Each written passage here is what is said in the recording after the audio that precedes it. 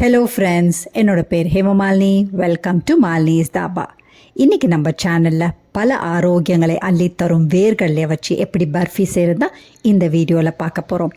60s 70s 80s kids எல்லாம் இந்த மாதிரி பர்ஃபியை சாப்பிட்டு தான் வளர்ந்துருப்பாங்க. ரொம்ப டேஸ்ட்டாக இருக்கும். சிம்பிள் அண்ட் ஈஸியாக வீட்டில் செஞ்சலாம். கடையில் போய் வாங்கி சாப்பிடாம வீட்லேயே எப்படி சிம்பிளாக செய்கிறதா இந்த வீடியோவில் பார்க்க போகிறோம். வீடியோவுக்கு போகிறதுக்கு முதல்ல இது வரைக்கும் நம்ம சேனலை சப்ஸ்கிரைப் பண்ணாமல் இருந்தால் மறக்காமல் சப்ஸ்கிரைப் பண்ணி வச்சுட்டு பக்கத்தில் இருக்க பெல் பட்டனை ப்ரெஸ் பண்ணி வச்சுக்கோங்க.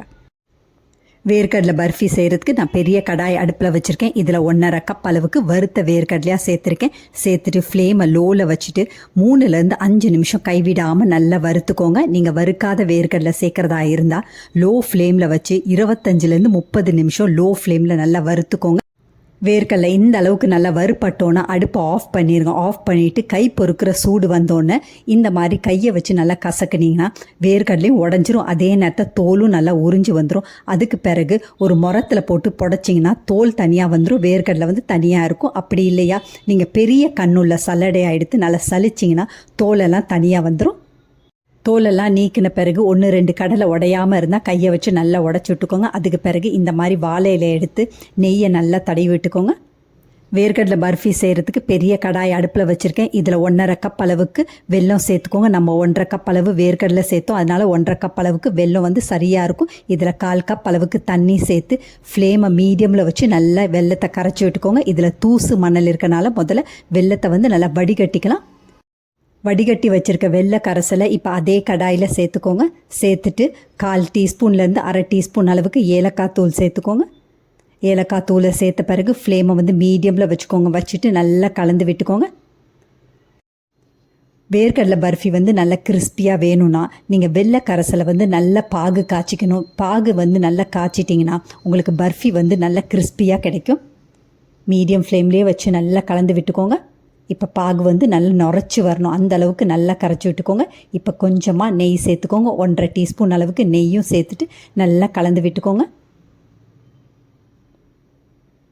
இப்போ பாருங்கள் நல்லா நுரைச்சி வரும். 2-3 நிமிஷத்துலேயே பார்த்தீங்கன்னா உங்களுக்கு வெள்ளை கரைசல் நல்லா நுரைச்சி வர ஆரம்பிச்சிடும். பாகு சரியான பதத்தில் இருக்கான்னு இப்போ செக் பண்ணி பார்த்தலாம். அதுக்கு சின்ன பாத்திரத்தில் கொஞ்சமாக தண்ணி ஊற்றி வச்சுருக்கேன். அதில் கொஞ்சமாக பாகை எடுத்து ஊற்றினீங்கன்னா இந்த மாதிரி வரும். இப்போ பாருங்கள், பாகை தண்ணியில் போட்டோன்னா நல்லா சாஃப்டாக இருக்குது. இந்த பதம் நமக்கு தேவையில்லை, இன்னும் நல்லா ஹார்டாக இருக்கணும், கல் மாறிக்கணும். அந்த பதம் வர வரைக்கும் மறுபடியும் நல்லா காய்ச்சிக்கலாம். மறுபடியும் ஒரு 2-3 நிமிஷம் லோ ஃப்ளேம்லேயே வச்சு நல்லா இந்த மாதிரி கலந்து விட்டுக்கோங்க. இப்போ மறுபடியும் செக் பண்ணிக்கலாம். கொஞ்சமாக பாகை எடுத்து இந்த மாதிரி தண்ணியில் ஊற்றிக்கோங்க. இப்போ பாருங்கள் நல்லா கல் மாதிரி இருக்குது. மேலே தூக்கி போட்டால் உங்களுக்கு நல்லா சத்தம் கேட்குது.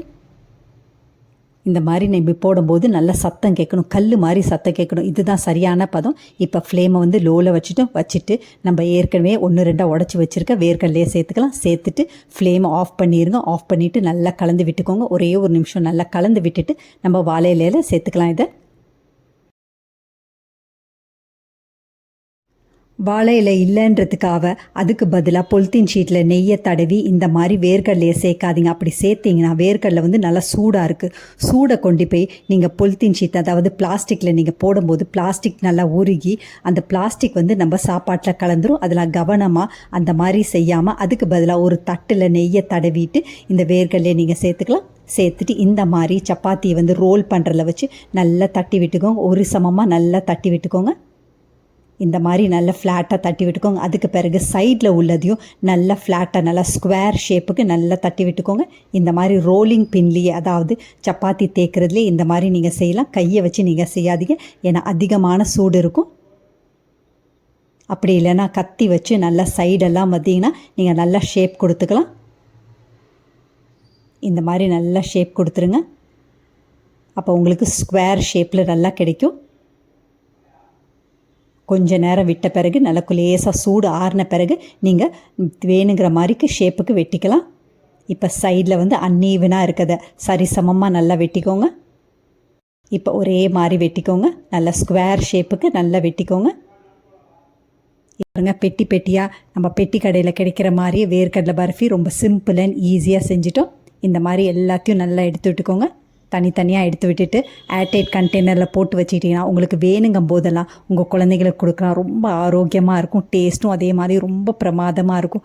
கடையில் போய் சாக்லேட் வாங்கி கொடுக்காம இந்த மாதிரி ஸ்வீட்ஸ் கேட்கும்போது செஞ்சு கொடுங்க. டேஸ்ட்டு நல்லாயிருக்கும், ரொம்ப ஆரோக்கியமானது. இதே மாதிரி அளவுகளோட நீங்களும் இந்த பர்ஃபியை செஞ்சு பார்த்துட்டு எப்படி இருக்குன்னு கமெண்ட் பண்ணுங்கள். பிடிச்சிருந்தா இந்த ரெசிபியை உங்கள் ஃபேமிலி ஃப்ரெண்ட்ஸோட ஷேர் பண்ணுங்கள், லைக் பண்ணுங்கள், சேவ் பண்ணி வச்சுக்கோங்க. இந்த மாதிரி ஆரோக்கியமான ரெசிபிஸ் வேணும்னாலும் மறக்காமல் நம்ம சேனலை சப்ஸ்கிரைப் பண்ணி வச்சுக்கோங்க. தேங்க்ஸ் ஃபார் வாட்சிங் ஃப்ரெண்ட்ஸ்.